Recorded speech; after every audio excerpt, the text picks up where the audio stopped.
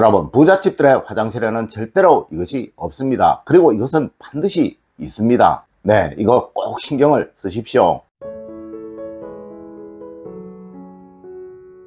여러분 안녕하세요, 이정민입니다. 여러분, 과거 풍수서적에서 말하는 것과 현대 풍수 인테리어에서 말하는 것 중 가장 큰 차이가 있는 것이 바로 화장실입니다. 네, 과거에는 화장실을 북쪽에 두지 마라, 음지에 두지 마라, 화장실은 바람이 잘 통하는 곳에 두어라, 또 주방과 대칭되는 먼 곳에 두어라, 화장실 주변에 나무가 많으면 좋다, 또 화장실에서 대문이 보이지 않게 하라, 또 화장실에서 본체가 보이지 않게 하라 라는 식의 것이었으나 이 중 현대에 적용이 될 수 있는 것은 거의 없다는 것이죠. 네, 현대는 과거와 달리 화장실이 욕실과 겸하여지고 있고 또 대부분 실내로 들어가 있습니다. 하여 이제 말씀드리는 것은 무조건 하셔야 하는 것이며, 또 실제로 부잣집이라면 어느 집이든 반드시 이것은 있다는 것이죠. 첫 번째로, 화장실에 유리가 청결하면 부가 무조건 모이게 됩니다. 여러분, 실제로 부잣집들의 화장실은 모두 유리로 되어 있다고 말해도 과언이 아닐 만큼 유리가 정말 많이 사용이 되고 있다는 거예요. 이는 풍수적인 이유로 인해 그러한 것으로, 욕실과 화장실은 전형적인 수호행의 영역이라 이곳에 화호행의 의미를 가진 유리가 많으면 그 집은 재물적인 풍성함이 생긴다라는 것으로 인해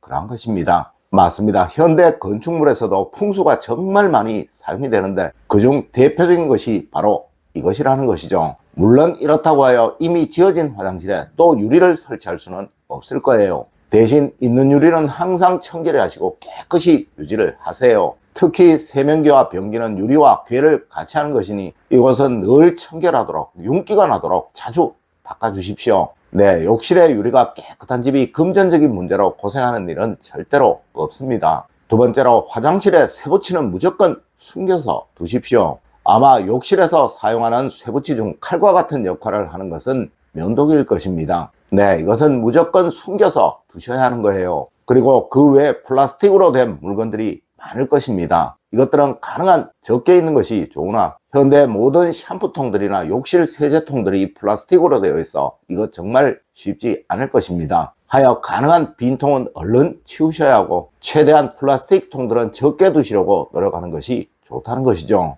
네, 쇠붙이나 플라스틱은 금호행의 기운을 말하며 욕실의 기운, 즉 수호행의 기운을 강하게 하니 재물복인 화호행의 기운을 약화시키기에 그러한 거예요. 세 번째로, 휴지통은 무조건 뚜껑이 있는 것, 보기 좋은 것을 두세요.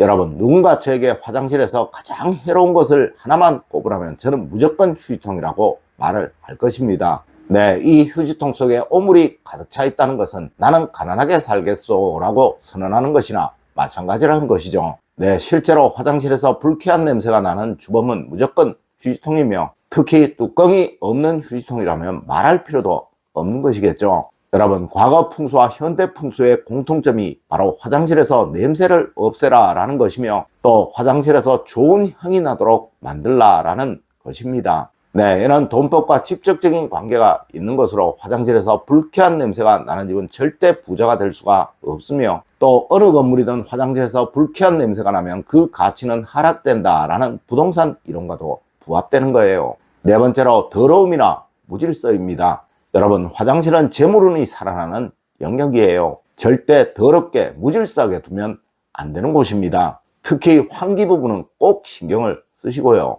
이 화장실에 얼룩이나 깨어진 타일들이 있다면 꼭 교체를 하시거나 수리를 하십시오. 네, 간혹 이런 질문 하시는 분들 있으시더라고요. 왜 화장실이 재물운의 영역입니까? 라는 질문을 말입니다. 아마 여러분의 가정에서 물을 가장 많이 사용하는 것이 바로 이 화장실, 욕실일 것입니다. 그리고 또 벼는 돈을 말합니다. 여러분, 꿈속에서도 물꿈이나 똥꿈 꾸면 돈 생긴다 라고 하여 여러분들 복권사러 가시잖아요.